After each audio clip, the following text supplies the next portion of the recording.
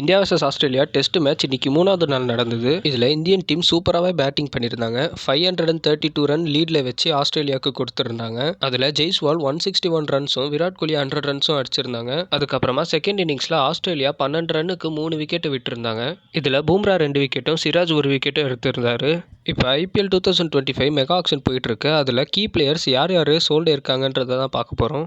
First LSG டீமில் யார் யார் சோல்டு இருக்காங்கன்றதை பார்க்கலாம். டேவிட் மில்லர் 7.25 crores அப்புறமா ரிஷப் பண்ட் ஒரு ரெக்கார்ட் பிரேக்கிங் அதாவது 27 crores எடுத்திருக்காங்க. இதுதான் IPL உடைய ஹையஸ்ட் பிட்டிங்னே சொல்லப்படுது. அதுக்கப்புறமா குஜராத் டைட்டன்ஸ் டீமுக்கு Jos Buttler 15.75 crores Kagiso Rabada 10.75 crores லாஸ்ட்டாக முகமது சிராஜ் 12.25 crores சோல்டு இருக்காரு. அப்புறம் டெல்லி கேபிட்டல்ஸ் டீமில் மிச்சல் ஸ்டாக் 11.75 crores KL ராகுல் 14 crores சோல்டு இருக்காரு. அதுக்கப்புறமா SRH டீமில் முகமது ஷமி 10 crores சோல்டு இருக்காரு.